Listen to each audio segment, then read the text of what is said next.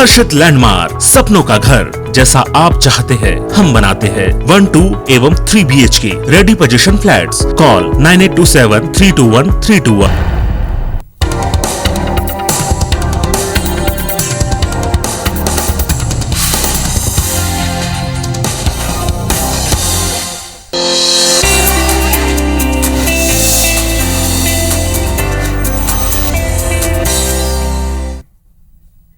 नमस्कार, मैं हूं आपके साथ आकांक्षा और स्वास्थ्य से जुड़े हमारे खास प्रोग्राम हेल्थ गुरु में आप सभी का स्वागत है। कैंसर है ही ऐसी बीमारी कि अगर इसकी पहचान और इलाज सही समय पर ना किया जाए तो ये जानलेवा हो जाती है।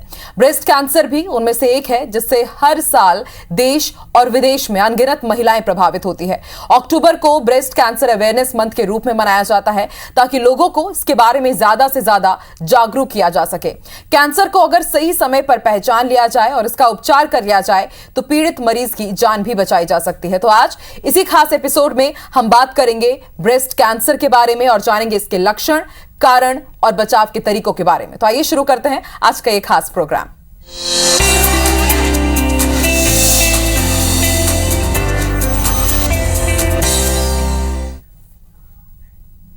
तो इस विषय पर हमारे साथ चर्चा करने के लिए स्टूडियो में हमारे साथ मौजूद हैं NHMMI सुपर स्पेशलिटी हॉस्पिटल से डॉक्टर मऊ राय। मैम, आपका बहुत बहुत स्वागत है। हेलो मैम, नो डाउट अक्टूबर को हम लोग ब्रेस्ट कैंसर अवेयरनेस मंथ के रूप में मना रहे हैं और अब देखा जा रहा है कि पहले लोग जितने अवेयर नहीं थे, अब ब्रेस्ट कैंसर को लेकर के जरूर अवेयर हो रहे हैं और लगातार डॉक्टर्स हो या फिर आमजन हो, कोशिश यही रहती है कि ज्यादा से ज्यादा लोगों को जागरूक किया जाए। उसके बारे में हम जरूर बात करेंगे, लेकिन सबसे पहले आप दर्शकों को बताइए कि मैम ब्रेस्ट कैंसर क्या होता है, कैसे इसे पहचाने। जी, ब्रेस्ट कैंसर जो है वो बेसिकली कैंसर क्या है? कैंसर ये है कि हमारे शरीर का जो एक बेसिक यूनिट है वो है सेल्स यानी कोशिकाएं। ये कोशिकाओं में जब अनियंत्रित विभाजन होना शुरू हो जाता है, कुछ जेनेटिक म्यूटेशंस की वजह से, कुछ एनवायरमेंटल फैक्टर्स की वजह से, तो वो अनकंट्रोल्ड ग्रोथ से एक ट्यूमर फॉर्म होता है या एक अल्सर फॉर्म होता है जिसको हम कैंसर बोलते हैं। और ब्रेस्ट कैंसर यानी स्तन में गांठ आना, कैंसर की गांठ आना। इसके लक्षण क्या है? तो इसके लक्षण है स्तन में गठान आना या बगल में गुठली आना या स्तन की त्वचा में चेंजेस आना। जैसे कि जो संतरे की स्किन होती है, वो संतरे की स्किन में डिम्पलिंग होता है, तो उस टाइप की डिम्पलिंग बहुत बार पेशेंट्स में आ जाती है। और निप्पल में डिस्चार्ज आना, या तो वो ब्लड वाला डिस्चार्ज हो या सीरस टाइप का यानी क्लियर फ्लूइड वाला डिस्चार्ज हो, या निप्पल में इरोजन होना यानी निप्पल में अल्सरेशन होना। ये सारे स्तन के कैंसर के लक्षण हैं। मैम, जितने भी आपने यहाँ पर लक्षण बताए, अमूमन महिलाएं जो होती हैं बात करने में बहुत शर्माती हैं, झिझक रहती है उनके अंदर, लेकिन अगर लक्षण से इतर हमें कारण पता चल जाए तो तभी इसको रोका जा सकता है। कहा भी जाता है prevention is better than cure. तो उसके लिए क्या कारण रहते हैं, कैसे उनसे बचाव किया जा सकता है मैम? जी, इसके लिए हमको ये जानना जरूरी है कि किन महिलाओं को ब्रेस्ट कैंसर होने का रिस्क ज़्यादा है। तो ये जो रिस्क प्रोफाइलिंग है, एक तो है कि महिला होना itself is a risk factor for breast cancer. Breast cancer पुरुषों में भी होता है, लेकिन अगर हम 100 की संख्या ले तो 99 वो महिलाओं में होता है और 1% ही सिर्फ पुरुष में होता है। इसके रिस्क फैक्टर्स में इंक्रीजिंग एज एक रिस्क फैक्टर है। जैसे कि ब्रेस्ट कैंसर हम यंग एज ग्रुप में भी देखते हैं, 25 से 40 की एज ग्रुप में भी देखा जाता है, लेकिन इसका परसेंटेज कम है, इट इज़ जस्ट 20 to 30%। लेकिन 50 की एज के बाद ब्रेस्ट कैंसर का इंसिडेंस बढ़ता है। तो जैसे जैसे एज बढ़ती है वैसे महिलाओं को ब्रेस्ट कैंसर होने का रिस्क बढ़ता है। दूसरा है कि जिनको मेंस्ट्रुअल साइकिल काफ़ी लंबा चला हो, जिनको हार्मोनल एक्सपोजर काफ़ी लंबा हुआ हो, यानी जिनको मेंसेस जल्दी शुरू हुआ हो और काफ़ी लेट बंद हुआ हो, या फिर जिन्होंने काफ़ी लंबे अरसे तक हार्मोन रिप्लेसमेंट थेरेपी ली है, like more than 10 years of वो पिल्स लिए हैं, तो उनमें ये रिस्क होता है। तीसरा है कि अगर किसी को प्रेगनेंसी नहीं हुई है और किसी ने ब्रेस्ट फीडिंग नहीं किया है, क्योंकि ईच प्रेगनेंसी और लैक्टेशन यानी ब्रेस्ट फीडिंग के बाद वो हमको वो हार्मोनल एक्सपोजर कंपैरेटिवली कम होता है क्योंकि मेंसेस रुक जाता है प्रेगनेंसी के वक्त, और सेकेंडली ब्रेस्ट के सेल्स में मैच्योरेशन आता है। तो प्रेगनेंसी नहीं रहना और यानी नलीपेरस होना और ब्रेस्ट फीडिंग नहीं करना वो भी एक रिस्क फैक्टर है। फिर आजकल हम देख रहे हैं कि अर्बन महिलाओं में, हाई प्रोफाइल महिलाओं में स्मोकिंग और अल्कोहल कंजम्पशन की भी एक हैबिट बढ़ती जा रही है, तो ये भी one of the risk factors है। और obesity, lack of physical exercise, मोटापा, तो अगर मोटापा है तो हमारे में फैट सेल्स ज़्यादा है और इसकी वजह से ईस्ट्रोजन सिंथेसिस ज़्यादा होता है, जो कि एक कारक है ब्रेस्ट कैंसर होने के लिए। तो अगर मोटापा है तो 2 टाइप के कैंसर्स का रिस्क बढ़ता है, एक है बच्चेदानी का यानी यूट्राइन कैंसर और दूसरा है ब्रेस्ट कैंसर। मैम, ये दोनों ही कैंसर्स के बारे में कहा जाता है कि महिलाओं में बहुत कॉमन होता है। पहले में ब्रेस्ट कैंसर, फिर दूसरे में आपने जो गर्भाशय कैंसर के बारे में बात की, ये सबसे कॉमन हो गए हैं मैम। लेकिन महिलाओं को इसके बारे में पता ही नहीं चल पाता है कि वो इससे जूझ रही हैं, क्योंकि जितने भी आपने इसके फैक्टर्स बताए हैं बेहद कॉमन है और 10 में से मैं कहूंगी कि 5 महिलाएं शायद इससे जूझ रही होंगी। तो इसके बारे में पता कैसे चल पाएगा कि हाँ, अब हम उस स्टेज में आ गए हैं, अब हमें जरूर डॉक्टर से कंसल्ट कर लेना चाहिए? जी, अगर महिला के, जैसे मैंने आपको पहले ही बताया कि अगर उनको ऐसे लक्षण दिख रहे हैं कि उनको स्तन में गठान आई है या बगल में गुठली है या निप्पल में इरोजन हुआ है, अल्सर हुआ है, या उनको ब्रेस्ट की स्किन में चेंजेस आए हैं, डिम्पलिंग आया है, तो उनको डेफिनेटली डॉक्टर को कंसल्ट करना चाहिए। दूसरा है कि अगर किसी को फैमिली हिस्ट्री है, फैमिली हिस्ट्री की वजह से ब्रेस्ट कैंसर का जो इंसिडेंस है वो ऑलमोस्ट 5 to 10% है। फैमिली हिस्ट्री बहुत इंपॉर्टेंट है। अगर किसी की मदर को या उनकी मौसी को या उनकी बेटी को या बहन को ब्रेस्ट कैंसर की हिस्ट्री है, तो उनको नॉर्मल पॉपुलेशन की कंपैरिजन में ब्रेस्ट कैंसर का रिस्क 3 गुना ज़्यादा है। तो फैमिली हिस्ट्री बहुत बहुत इंपॉर्टेंट है। अगर फैमिली में इस तरीके से फर्स्ट डिग्री रिलेटिव को अगर कैंसर हुआ है, तो उन महिलाओं को अपनी जांच डेफिनेटली जल्दी करवानी शुरू करनी चाहिए। और इसके लिए, क्योंकि ब्रेस्ट कैंसर एक काफ़ी कॉमन कैंसर है, 25 to 30 फीमेल्स पर 1 लाख पॉपुलेशन नंबर 1 कैंसर है महिलाओं में। 25 से 30 का जो आंकड़ा है प्रति लाख महिलाओं में, ये काफ़ी बड़ा आंकड़ा है। तो इसीलिए इसके लिए एक स्क्रीनिंग गाइडलाइंस है। स्क्रीनिंग गाइडलाइंस ये है कि क्योंकि ये बढ़ती उम्र में कैंसर देखा जाता है, तो 50 to 74 की एज ग्रुप की महिला को अमेरिकन कैंसर सोसाइटी की गाइडलाइंस के हिसाब से साल में एक बार मेमोग्राफी जरूर करवाना चाहिए। मेमोग्राफी एक डिजिटल एक्सरेज ऑफ ब्रेस्ट है, जिसमें ट्यूमर बहुत अच्छी तरह से पहचाना जा सकता है और बहुत ही अर्ली स्टेज में हम उसको पहचान सकते हैं। जब तक वो फील भी नहीं होता है, ट्यूमर उभर के बाहर आए, उससे पहले हम मेमोग्राफिकली उसको डिटेक्ट कर सकते हैं। तो एक है कि 50 से 74 की एज ग्रुप की महिलाओं को साल में एक बार मेमोग्राफी जरूर करवाना चाहिए। अगर उनकी 2 कंसेक्यूटिव मेमोग्राफीज नॉर्मल है, तो वो फिर 2 या 3 साल में एक बार मेमोग्राफी करवा सकते हैं। और दूसरा एक बहुत सिंपल तरीका है हर महिला के लिए, वो है सेल्फ ब्रेस्ट एग्जामिनेशन। हर महिला अपने फ्लैट ऑफ द हैंड से खुद के ब्रेस्ट को खुद जान सकती है। इसके लिए यूट्यूब्स पे वीडियो अवेलेबल है। तो फ्लैट ऑफ द हैंड से वो अपने ब्रेस्ट को फील कर सकती है। तो उसमें अगर कोई भी गठान आ रही है तो वो तुरंत ही उसको पहचान जाएगी। मिरर में खड़े रहकर उनको देखना है कि ब्रेस्ट की सिमेट्री में कोई प्रॉब्लम तो नहीं है, उसकी स्किन में या निप्पल अंदर रिट्रैक्ट तो नहीं हो गया, निप्पल के शेप में कोई प्रॉब्लम तो नहीं आया है, अंडर आर्म में कोई स्वेलिंग तो नहीं दिख रही है। तो महीने में एक बार मेंस्ट्रुअल साइकिल के 7 दिन बाद हर महिलाओं को अपना सेल्फ ब्रेस्ट एग्जामिनेशन करना चाहिए और अगर उसमें कुछ दिखता है तो उन्होंने जरूर डॉक्टर को संपर्क करना चाहिए। बिल्कुल मैम, आई थिंक ये जो आपने कहा ये जरूर गोल्डन पॉइंट्स है कि हमें सेल्फ एग्जामिनेशन की तरफ भी बढ़ना होगा और इसके साथ ही मेमोग्राफी एक मैम कहा जा सकता है कि प्रिवेंशन इसके लिए बहुत बेस्ट रहेगा मेमोग्राफी। मैम, क्या गवर्नमेंट हॉस्पिटल्स में भी, नो डाउट प्राइवेट हॉस्पिटल्स में तो रहता ही है, क्या गवर्नमेंट हॉस्पिटल में भी कुछ ऐसा है ताकि लोगों को अवेयर किया जा सके मेमोग्राफी के प्रति? जी, गवर्नमेंट हॉस्पिटल्स में भी मेमोग्राफी फैसिलिटीज अवेलेबल है।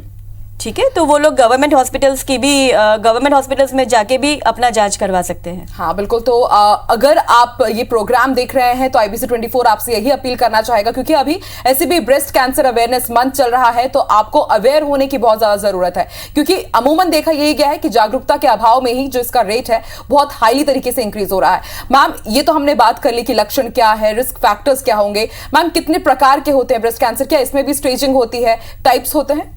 जी, ब्रेस्ट कैंसर के मुख्य 2 प्रकार होते हैं। उसको हम बोलते हैं इन्वेजिव डक्टल कार्सिनोमा और दूसरा है इन्वेजिव लोबुलर कार्सिनोमा।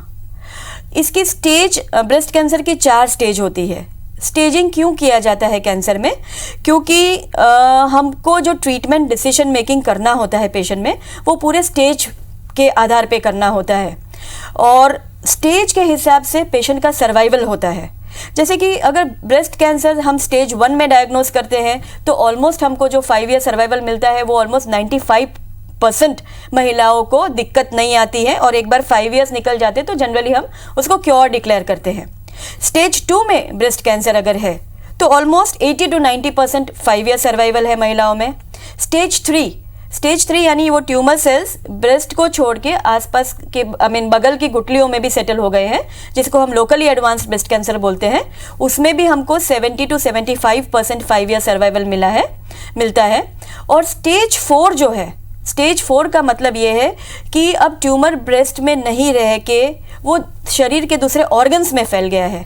जैसे कि लंग में फैल सकता है तो खांसी आ सकती है मरीज को, या लंग्स के आसपास पानी भर सकता है।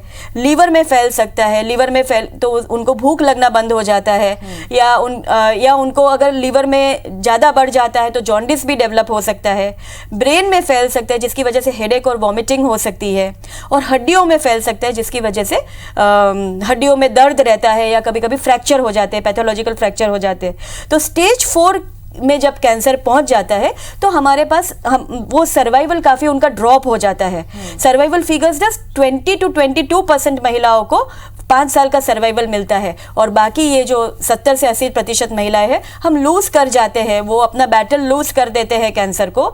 इसीलिए बहुत इंपॉर्टेंट है कि हम इसके बारे में जागरूक रहे, हम डिजीज को अर्ली स्टेज में डायग्नोस करें ताकि हम उससे निजात पा सके और क्योर हो जाए। बिल्कुल मैम, सबसे इंपॉर्टेंट यही है कि वो डिटेक्ट हो जाए, सही स्टेज पर वो डिटेक्ट हो जाए, तभी हम उससे बच सकते हैं। और उससे बचना कैसे है, इसलिए ब्रेस्ट कैंसर अवेयरनेस मंथ मनाया जा रहा है। आगे भी हम और विस्तार से चर्चा करेंगे ब्रेस्ट कैंसर के बारे में। मैम, ब्रेस्ट कैंसर के बारे में कहा जाता है कि अगर समय पर इसके बारे में पता चल जाए तो फिर उपचार बहुत आसानी से हो जाएगा। तो इसका इलाज कैसा रहता है, उसका प्रोसेस क्या रहेगा मैम? जी, सबसे पहले जब मरीज हमारे पास आते हैं आउट पेशेंट डिपार्टमेंट में तो हम उनकी कंप्लेंट्स पूछते हैं पेशेंट को। तो मेजॉरिटी महिलाओं में स्तन में गांठ की ही कंप्लेन होती है। तो सबसे पहले हम लोग उनका क्लिनिकल एग्जामिनेशन करते हैं। ब्रेस्ट कैंसर का जो एक क्लिनिकल जो हमको जांच करना होता है उसको हम ट्रिपल मेथड ऑफ असेसमेंट बोलते हैं। उसमें 3 चीज़ें की जाती है। Number 1, clinical examination by a surgeon. वो ट्यूमर कहाँ पर है, कितने सेंटीमीटर्स का है, उसने ऊपर की स्किन को इन्वॉल्व किया है कि नहीं, निपल का साइज़ और शेप कैसा है, डिस्टॉर्शन तो नहीं आया है, फिर बगल में गुठलियाँ आई है कि नहीं, अंडर आर्म्स में। तो उससे हमको एक बेसिक अंदाज़ा लग जाता है कि किस प्रकार का ट्यूमर है और एक क्लिनिकल स्टेजिंग क्या है पेशेंट की। फिर ये होता है कि हमको उसको प्रूफ करने के लिए 2 इन्वेस्टिगेशंस करने पड़ते हैं। एक तो होता है मेमोग्राफी। अगर 40 से ऊपर एज है तो डिजिटल मेमोग्राफी करवाई जाती है दोनों ब्रेस्ट की, और 40 से कम एज है तो हम लोग सोनोग्राफी करवाते हैं। और दूसरी जांच है पैथोलॉजिकल जांच। तो एक ऑफिस प्रोसीजर है जिसको हम बोलते हैं कोर बायोप्सी। हम कभी भी सुई की जांच से पेशेंट का डायग्नोस करने की कोशिश नहीं करते हैं क्योंकि उससे हम मिसलीड हो सकते हैं, जिसको हम बोलते हैं साइटोलॉजिकल टेस्ट। तो साइटोलॉजी के बेस पे हम कभी ट्रीटमेंट नहीं करते हैं पेशेंट का। हम हमेशा टिश्यू लेते हैं जिसको हम कोर बायोप्सी बोलते हैं, और वो टिश्यू को भेजा जाता है for breast cancer panel investigations. उसमें उसका हिस्टोपैथोलॉजिकल एग्जामिनेशन होता है। वो टिश्यू को ये स्टडी भी किया जाता है कि उसका हार्मोन रिसेप्टर स्टेटस कैसा है, ईस्ट्रोजन और प्रोजेस्टेरोन जो रिसेप्टर्स होते हैं हार्मोन के, वो पॉजिटिव है या नेगेटिव है। और तीसरा जो HER2 प्रोटीन होता है वो रिसेप्टर उनका कैसा है। तो ये उनका बेसिक एक वर्कअप होता है, क्लिनिकल एग्जामिनेशन, मेमोग्राफी और हिस्टोपैथोलॉजिकल एग्जामिनेशन, जिससे ये प्रूव होता है कि पेशेंट को ब्रेस्ट कैंसर है। जब हमको ये पता चल जाता है कि हाँ ये कंफर्म ब्रेस्ट कैंसर का केस है, उसके बाद हम उसका स्टेजिंग करते हैं। तो स्टेजिंग के लिए अगर अर्ली ब्रेस्ट कैंसर है, जैसे कि ट्यूमर की साइज 5 सेंटीमीटर से कम है, बगल में कोई गुठली नहीं आई है यानी एक्सिलरी लिम्फ नोड्स नहीं आए हैं, तो फिर हम उनको जस्ट एक एक्सरे चेस्ट और सोनोग्राफी एब्डोमेन करवा के भी हम उनको ट्रीटमेंट के लिए आगे बढ़ सकते हैं। लेकिन अगर हमको लगता है कि लोकली एडवांस्ड ब्रेस्ट कैंसर है, तब उनका हम CT स्कैन करवाते हैं छाती का और पेट का, ये देखने के लिए कि ट्यूमर कहीं और फैला हुआ तो नहीं है, और एक बोन स्कैन किया जाता है।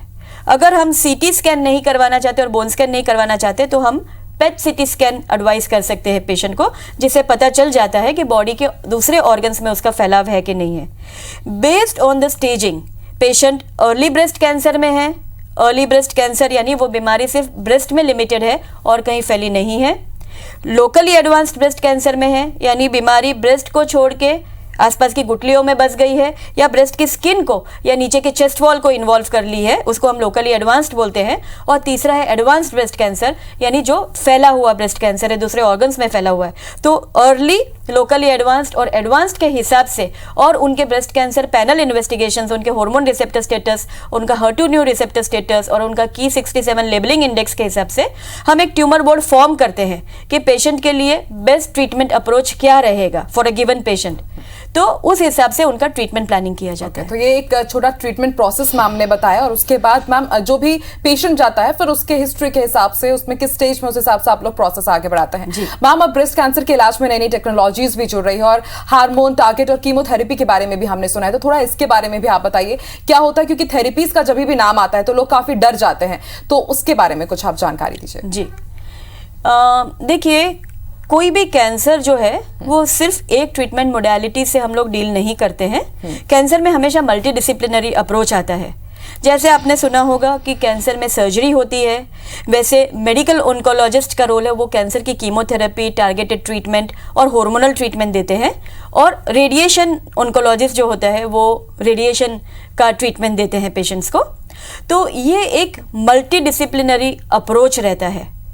जैसे मैं कहूँगी कि सपोज अर्ली ब्रेस्ट कैंसर है पेशेंट को, ट्यूमर साइज 5 सेंटीमीटर से कम है, आसपास की गुठलियों में नहीं गया है, कहीं और वो फैला नहीं है और उनका hormone receptor status strong positive है, वो HER2 नेगेटिव है, तो इस टाइप के पेशेंट्स को हम जस्ट उनका ब्रेस्ट बचाते हुए ऑपरेशन करके और उनको सिर्फ हार्मोनल ट्रीटमेंट और एडजुवेंट रेडिएशन देके ट्रीट कर सकते हैं। इनको शायद कीमोथेरेपी की ज़रूरत और टारगेटेड ट्रीटमेंट की ज़रूरत नहीं होती है। लेकिन डिपेंडिंग ऑन द इन्वेस्टिगेशंस, जिनको suppose HER2 positive breast cancer है तो उनको हमको टारगेटेड थेरेपी देनी पड़ती है और कीमोथेरेपी भी देनी पड़ती है। या सपोज वो ट्रिपल नेगेटिव ब्रेस्ट कैंसर है तो हमको पहले उनको सारी साइकिल्स कीमोथेरेपी दे देनी पड़ती है और बाद में सर्जिकल अप्रोच लेना पड़ता है।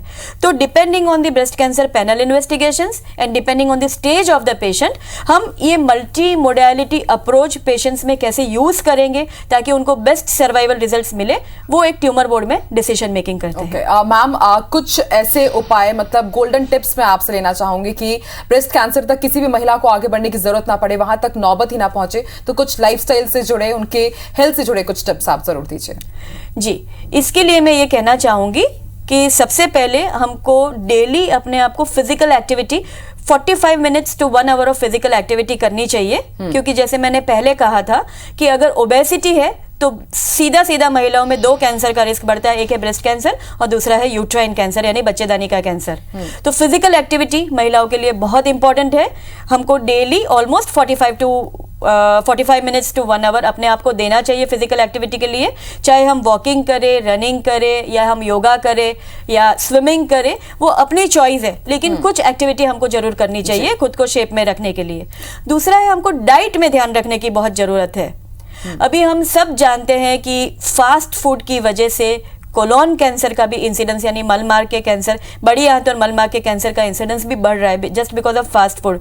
कॉन्स्टिपेशन रहता है और मलमार्ग के कैंसर का रिस्क बढ़ता है। तो ये चीज मोटापा भी लाता है। तो हमको हमारा डाइट ऐसे प्लान करना चाहिए कि जिसमें प्रोटीन की मात्रा ज्यादा हो, कार्बोहाइड्रेट की मात्रा और फैट की मात्रा कम हो।